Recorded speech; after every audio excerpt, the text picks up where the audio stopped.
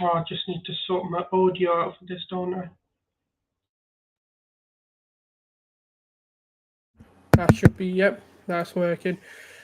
Some technical issues there, man. This has been a devastating performance. I mean, this is a game we needed to win. We needed to go in there with the right mentality to show the bottle that we can get top four, get Champions League football, and just basically ride our luck a little bit. Because sometimes you need that. You need to overachieve to get to where you need to be. This is just horrible, man. This feeling that, we trusted the team, we backed the team, and look what happened. Honestly, like, this has been devastating. This has been just horrible, really. I mean, it was a passionless performance. It was a Monday night football game, going up to North, going into Newcastle, and this is how we turn out. It's not something we expected to see. We hoped for a bit more bottle. We hoped for a bit more of a performance from this team, and that's not what we've seen today. What we've seen was the complete opposite of what we wanted Arsenal to come out and do today, which was at least show us some fight, show us some passion, to show us some bottle, really. Now I'll send the link into the chat 1 second. But yeah, like, this was just shit, man. Honestly, I needed to get this off my chest. But yeah, there's a link for people who do want to join.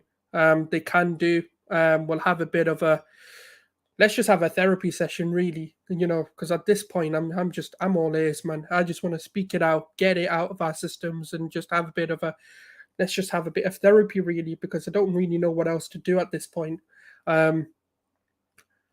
From minute one, they were on us. They were pressing us. They were constantly getting at us.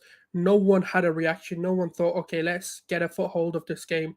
They all decided just to crumble under the pressure, really. And that, for me, was the biggest devastating point. Like, it's one of our biggest games of the season where we needed to come out and perform. And we decided, nah, let's not do that. Let's not come out and perform. Let's not give a bit of fight and passion. Let's bottle it, really. Like, plain and simple, we've been crying about Spurs being bottle jobs. I mean, what have we done? Like, we have literally bottled this, and there's no one but ourselves to blame. One game a week. Mikel Arteta had enough time to prepare for games like this, but it seems to be a plan A and no plan B. Now, for me, in a way, it is over to the board just to see what they'll do in the summer, to see whether they will be able to recruit the right people to bring in and rectify the issues that we've seen this season. But I don't really trust them. I really don't. I mean, I don't really know, man. I'm lost for words. But anyways, let's get some structure into this. I mean, the first 10 minutes, we thought, okay, like, we'll come in, we'll control the game, we'll be a bit more cautious, we'll be a bit wary. The atmosphere was tense, and we thought, okay, they'll be coming for us, they'll be coming at us, and they'll be pressing. Looking at the pre-game atmosphere as well with the flags and everything, you kind of expect a hostile environment, especially at Newcastle final game, before they kind of their season ends, really. And now go on, Tejas, what you want to say, man? Yo, so I know we talk on Twitter and that. Yeah. I just need to run jokes, right? We were sanctioned, yeah. We still weren't under sanction, and we still got top four at your expense. Well, did you not think at one point that we could have actually taken over, though? No, I knew you wouldn't, because it's Arteta. So would you put it all down to Arteta? So no credit for him at all? No, because he's ruined your season. But do you not think the players went out there and bottled it? Because, I mean, if you look at what Xhaka said, he kind of put it on the players more than the manager. Yeah, but Xhaka is Xhaka, isn't he? He does this all the time. So, like, what the players... Because, I mean, Lacazette said this last season as well, where he said, we didn't listen to the manager and we went out there and thought we could do the job, and that's how they bottled it. I mean, I'm not saying, look, at the end of the day, obviously, he's been rewarded a 3-year contract. All right, so if you were the Arsenal board, forget about, being a Chelsea fan for a moment, what would you do? I'd sack him tonight. And then do what? Like, but who's available? I hear Big Sam's available. Yeah, obviously you're going to say that, aren't you? No, but like legitimately, I mean, look, in terms of like this is the final hurdle, really, because if we're looking at it from an Arsenal perspective, is there really a point when we know there's a few big additions for this team to be complete to sack him in the final hurdle of this squad building? Because Well, for Tuchel, for example, like, do you not think this is a failure of a season for Tuchel? Yeah, granted, there's the sanctions and there's off the pitch issues, but do you not think even prior to that he was having issues? no, because we all back Tuchel. Tuchel's had so much to deal with. He's also had a divorce as well, if you remember, as well in the season. He's had so much. So no, I'm not putting this season on Tuchel. Yeah, we lost the FA Cup final, but we managed Liverpool man for man. No, but this is what I'm trying to say, though. It's like for Chelsea's season, it is a failure, considering you were the champions of Europe. You're meant to compete for the league. Like, in that respect, you guys did underachieve from what you were set out to do. But Yeah, we obviously, massively underachieved, but Newcastle got us secured a Champions League football for next season. We're not complaining. We're laughing tonight. no, I get that. But, at the same But now time, it's like, you're back to square one now, mate. You've no, come but do you full. think, because obviously, like, at the beginning of the season, if we talk to anyone, do you not think, like, our expectation was what? Like if we're being real, I know expectations change over the season, but no one really thought we'd get top four anyway. So in reality, this is where everyone was expecting us to be. Yeah, but then you've got free. You were looking at Gabriel Jesus and other players for next season. You man ain't gonna get these man now because this was meant to be the turning point for our Champions League football. Better players in the door. Now you're looking at Dundalk away and God knows where else away, Faroe Islands and some other donkey countries away on a Thursday night. Yeah, but we weren't going to compete in the Champions League. Like, if we're being real, we weren't going to compete in the Champions Positive League. is they so you get to watch it all again on all or nothing. That's going to be an interesting one. I mean, look, you know what? Like, obviously it was a devastating performance. I'm going to be real. I expected a bit of fight. I know maybe that's coming from an optimistic point, but I expected the players to come out and show us something. Like, whether we win or lose, that's a different story. But I expected. Hey, have you seen the timeline? Have you seen the timeline? Oh yeah, I know that's going to be full of Arteta out and, like, everything needs to go in the bin. I get that. I understand where the frustration comes from, and I don't feel the same in terms of I want Arteta out, because for me this is where it's like, okay, we're on the final build, like we're in the final phase of the build, and that's the only thing that's sticking in my head is like, we know we need a striker, we need a midfielder, and we need a bit of cover. And if you still can't, this is like the final chance that I think he gets for me, because he needed to. But no players are going to want to play under Arteta now. If you look at all the players he's frozen out or kicked out the door, players are going to be talking now. You're not going to get the players that you wanted. Jesus now looks a distance for you lot. You wanted whoever else you signed, some guy called Marquinhos from the favelas today. I'm not sure who he is. Some youngster that you signed from the favelas. Neymar came from there as well. So, just saying, innit? Came from the Brazilian league, innit? What do you think? What do you think the expectations are now, assuming you've come full circle and it's all collapsed? I don't think it's collapsed. I think that's a bit of. I mean, look, obviously we bottled top four. That's a guarantee. Like we didn't. We had it in our hands for quite a while. Yeah. We should have done better. We had. It was before this game. Like, Newcastle wasn't the nail in the coffin. It was Southampton, Crystal Palace, and Brighton. That for me was,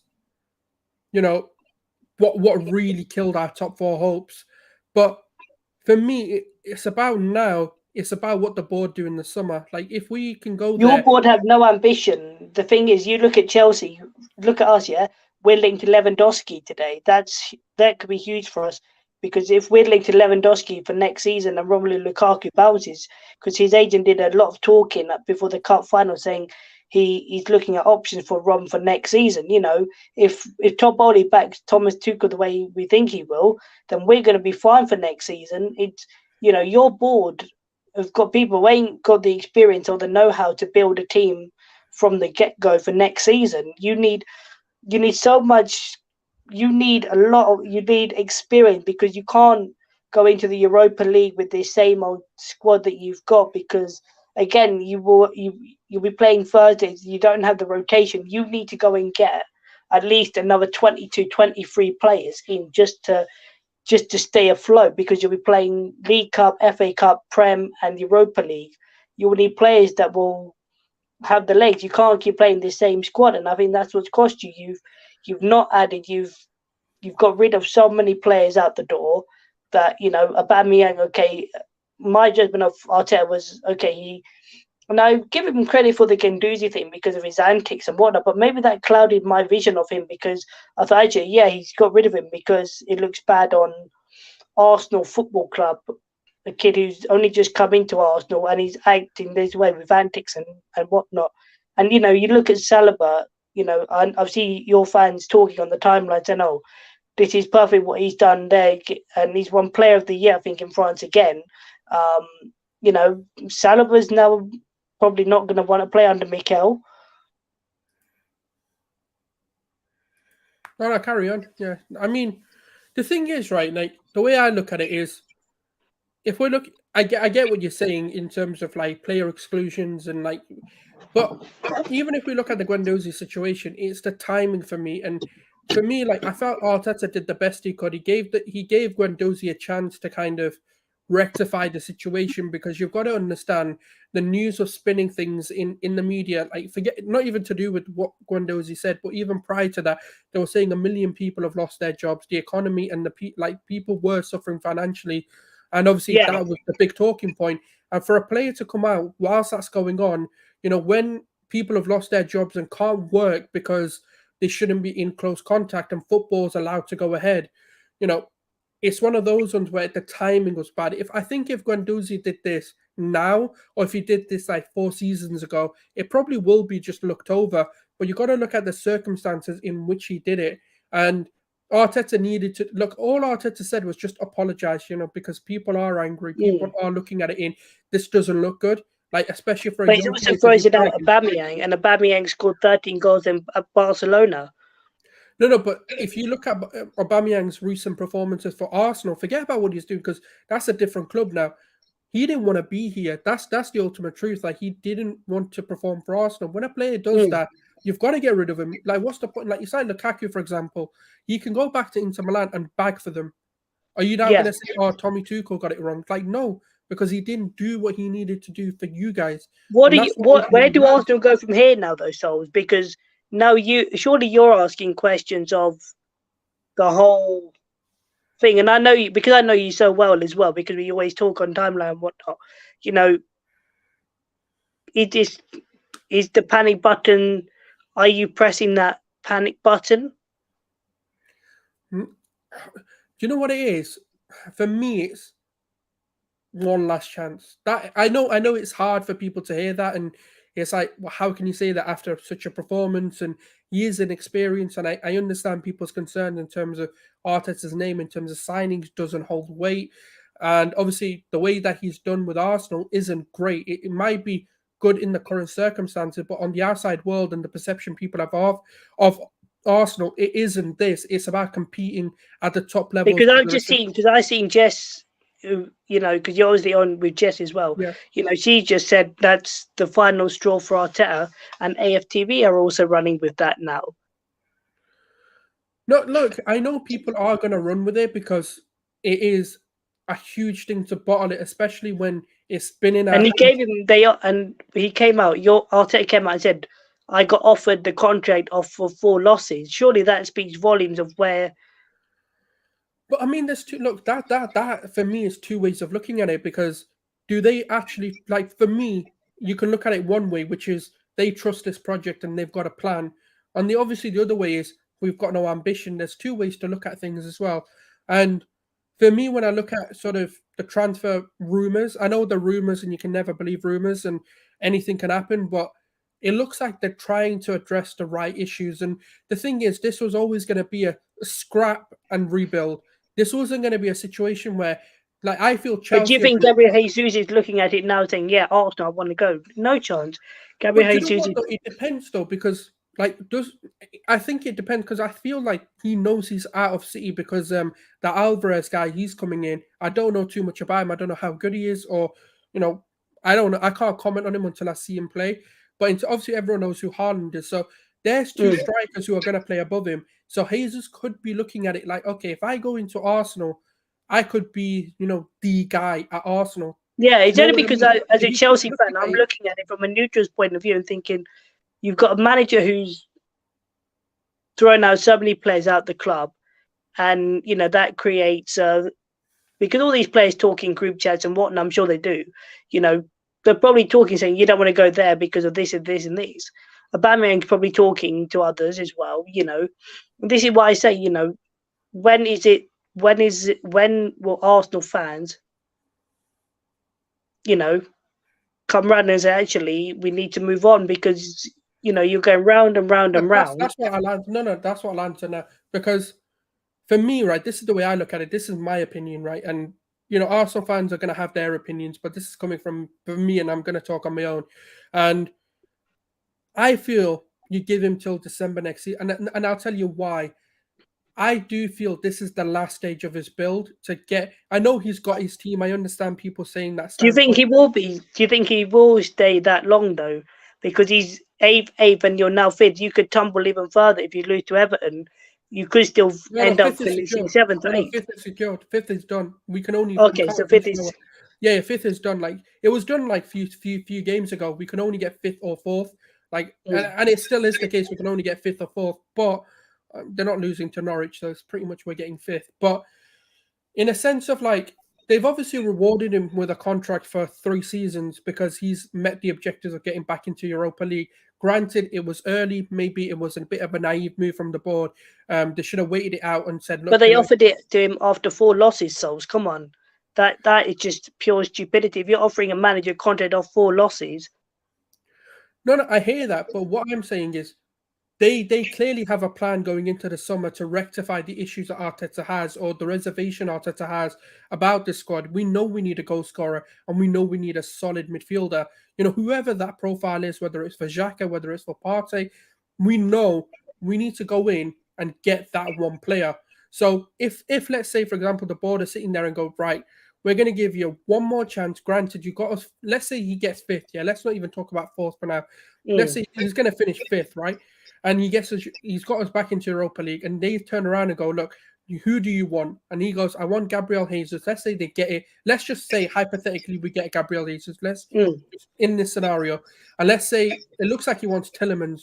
That seems to be the name he wants to bring in. And obviously, Aaron Hickey. And that's the only, and it looks like Paulo Dybala might be coming on a free. We don't know what the situation there is. But let's just say, hypothetically, he gets those 4 players. Now, obviously, the other players are Gakpo, and there's a few other like younger project players who are on the horizon. If he gets back with those players, he has no excuses. He yeah, can't. but he's been given I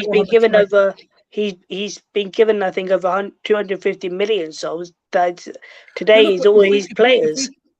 No, I get that, but the same way that Chelsea fans are talking about, we need to rip our squad apart. You've got a talented squad, but you're still talking about needing to rebuild it and giving. Yeah, we are needing to rebuild.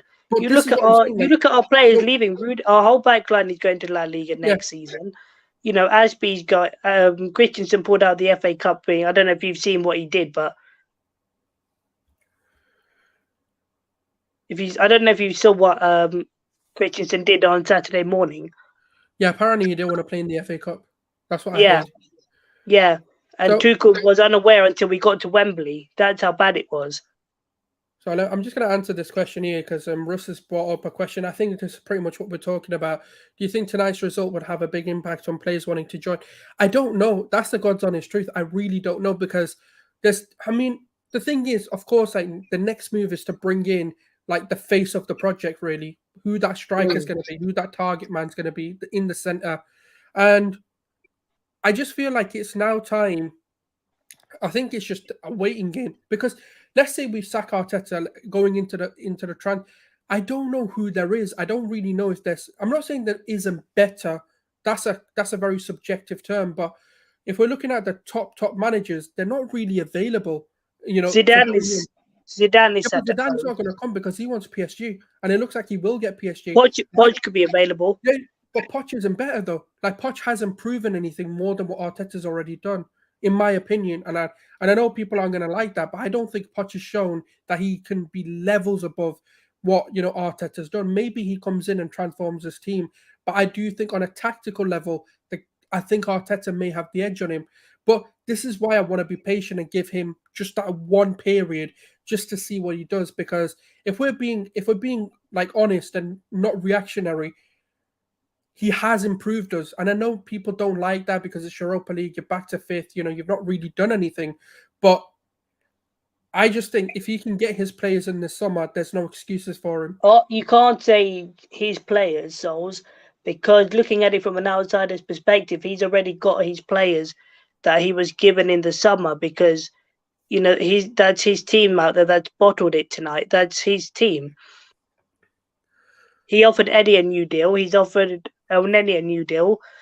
He gave Jack a new deal. But there's a difference. They're not starting players. That's the big misconception that people have. You need depth. You're not going to get rid of Elneny accepts being a squad player, which is sometimes you need that. Like I know people think obviously you need to be level raisers, but let's be honest. As a squad player, someone that's going to come in for let's say 5 games a season, whenever that is, whether it's 5 blocks of games or whether it's 5 games, spread out between the season. You need someone to just come in and just be happy to do a job, and I feel that's what Elneny does, really effectively. Yeah, but you now, from my perspective, you need 22 players, mate, because you'll be competing on 5 fronts. No, but that's what we're doing. We're not going to have the outgoings are already out of the squad, in terms of Maitland-Niles, in terms of Callum Chambers, they're already gone. They're done. Guendouzi's gone, but Saliba's coming back, and then we're only going to add to this team. Xhaka's not going. Elneny, if we can sign him on. The only 2 other players that we're unsure of is Lacazette and Nketiah. To be honest, Nketiah, I don't mind signing on just as an option, not as the first striker, and depending on obviously the transfer. And so we do need to look. I think people forget that one of the biggest criticism, we didn't have squad depth. And when we're saying to people that, look, these are the players that we're going to keep the depth open, we're getting criticized for saying, look, we need to keep it, because you're not going to be able to build a full squad and just buy. You're going to have to keep some of that players, whether they're talented or not, in my opinion. But yeah, just going on to Assemble's question, would you say people are joining for Arsenal or for the money? So I'm going to bounce, yeah? Keep talking. Yeah, we'll talk tomorrow, yeah? Or I'll take you or whatever. No worries, man. Thank you for coming on. Yeah, but all right. Cheers, people. See you later, mate. So just going on to Assemble's question here, in terms of, do you see the players coming on for the money or to play for Arsenal? I think it's a good question. I mean, we don't know. That's the reality, because we did don't forget, we signed Thomas Partey coming into a really bad period for Arsenal. So he could have come in, because obviously we offered him more money. We offered him more than what Atletico were willing to offer. So I get that point. He probably did come in for the money. But at the same time, I do think there's an element they still want to. I think this is the last period until we get better of players who still see Arsenal with the Thierry Henrys and the Bergkamp. This is the final era of those players growing up, because I see that in myself. I'm 23, and my era was growing up seeing Bergkamp and Henry sort of at the beginning. But obviously, if I'm now looking at kids coming through now, this is what they're going to see. So I feel like we've still got a 5-year window where we can sign players on the influence of the old Arsenal. So it's a bit of a hybrid between the two. I do think they're going to come in for money, but we don't offer the highest wages anymore. Not anymore anyway. I think the most we offer is 200k, which isn't really that bizarre in football if they're coming for money purposes only. They might get a good pay, but if we look at it, Vlahovic didn't come in when we were willing to double, triple his wages. So I don't really know anymore. Russ here saying, I can't see Dybala joining, in all honesty. Free to join any club and he likes, and he'll want champ. Exactly. I think Dybala's probably done, he's not going to be coming now. But I do feel like maybe a Gabriel Jesus, for example, he might still be on the horizon for me. And because it's about becoming the star of a club, and Arsenal are still a big proposition at the moment. It's very thin windows now. There's very thin years left before we become, just another club, and we become a sleeping giant or a once was a big club, And I feel like we need to capitalize on that opportunity and really start kicking on. Whether that means Arteta needs to go, I'm willing to like hold my hands up and go, you know what, we've given you enough time. Maybe it is time for you to go. I'm not Arteta out just yet. Like, I've been saying, I want to give him a bit more time before I go on to that. But we don't know. Look, I don't know what the solution is, what the magic thing is, whether it's the owners that need to go, whether it's Arteta that needs to go. I mean, we can keep doing this swing and roundabouts with managers, but I feel like we're in a very thin window of those big players still wanting to come because it's Arsenal Football Club. Dybala's probably done because we have to be giving a player like that who's 28, 29, I believe he is, and we've got to be giving him Champions League football. The assemble with a good point, and this is another thing that I keep saying as well. Nketiah needs to leave for the development of his career, and obviously, and I agree. I think for Nketiah, he needs to leave because he needs to be playing week in week out, and I feel like he's going to have clubs coming for him, especially when they see the fact that he scored against United and played well against West Ham, played well against United. I think did he score? I can't remember if he scored against United or not, but good performances against top teams. I think he scored, what is it now, 6 or 7 goals in 11 games. Is a good return. Like if a mid-table club is looking at him, like a Crystal Palace, for example, or a Brighton even, Brighton would be perfect like for him because they've got the chances creations. They just need someone to put the ball in the back of the net. Django Leon saying, online saying, what did you think of Odegaard and Saka? I think they need competition. I think they need someone to give them a rest. I'll be honest with you. I don't think it's even competition anymore. I think they need to be alleviated of the pressure of carrying Arsenal Football Club. They're relied upon too much and there's no one else that can do what they do. So I feel like if a Gakpo comes in or, if we can get a creative... this is why I'm banging on about Aouar coming in, Hassam Aouar from Lyon coming in.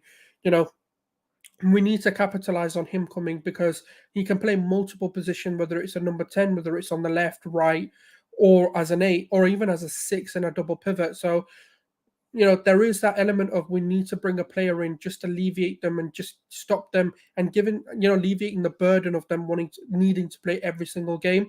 So I am going to be going more in depth and talking about sort of how we move forward from this and, what does, top 5 mean to top 4 mean and what, the transfer is going to be changing. And I am going to go a lot more in depth in that. But I just needed to get a lot off my chest and just kind of talk to you guys. But the content will be flowing. I am going to be talking a lot more over the summer in regards to transfers in terms of what our expectations are going into the season and how I see us setting up. Here saying Saka and Newcastle showed they aren't championship rounds ready. We need better than. Do you know what? It's not even that we need better. I just think we need to give them a rest and have them sort of being able to manage them better because they are burnt out, in my opinion. I just felt Saka. No, I said it today, and I got a lot of stick for saying Saka just hasn't been good today. And it's not that I don't think the team wasn't good. I think everyone was poor, but I had to say like Saka wasn't great today. And I feel like that's more due to the fact he's being overplayed, in my opinion. But, when we, but obviously you can always do better than young players. Bring in an experienced player like a Riyad Mahrez, for example. You can bring in, if we have bought Jack Grealish in, for example, for ESR to learn off of, that's a problem. They're learning on the job without someone teaching them how to do it. And that's always going to be an issue, in my opinion. The assembled here saying, in my opinion, Arteta has kept away from the centre forward position to accommodate Nketiah. I think he wanted to see what Nketiah could do, what that profile of player could do. Because don't forget, it was coincidental because we were linked to Osimhen when Nketiah started playing. So it was a bit of a weird situation where we started looking into Osimhen and then Nketiah. I'm not saying that they're the same level or anything, but as a profile, he's a pacey player running in behind and pressing. And that's what Nketiah does, and that's what Osimhen does. So maybe he just wanted to see what the team performs with a centre forward like that. And New Assemble saying Martinelli, I'm guessing, as a centre forward. I don't think he's ready. I mean, I've been touting this. I think he should be playing as centre forward, but we'll see what happens in the future. Odegaard hasn't turned up when we've needed him. You know what it is with Odegaard? He performs when the team performs, and that's a big issue because if the team sleep, he's not going to be able to do a lot, and that's kind of a big problem for us. We need better. All three should be backups pushing for first 11, not Gary. I mean, it's a bit harsh. I know where you're coming from, though. I do get it. Like, if we want to be competing at the top, we need to be, you don't look at Liverpool and go, yeah, young three. You don't look at City and go, young three. Not even, I mean, Chelsea have got a young three and they're not performing either to the levels they should be performing at. So I kind of get it. I do understand that, actually. Like, maybe having too many youngsters is an issue, but I feel that's what's being addressed in the summer. Bringing in a bit of experience and a bit of mentality, and I feel maybe we alleviate that with that centre forward coming in with because when Lacazette played, I do think the team performance overall elevated, and then it kind of faded away. His impact faded, and that's where the team started performing again, like stopped performing again. So yeah, I kind of do agree, but I do understand where you're coming from there. Fair weather player, Odegaard, Ozilga. I think he's done well. I do think he needs someone in front of him just to kind of play him correctly. But anyways, it is what it is. The team structure doesn't allow for individual expressions. I am going to be locking off the stream. It's been half an hour. It's a bit late, but I will be back possibly tomorrow or the day after, just to kind of talk about the transfer window and moving forward. But yeah, no, it's been a pleasure, guys. I will see you very, very soon.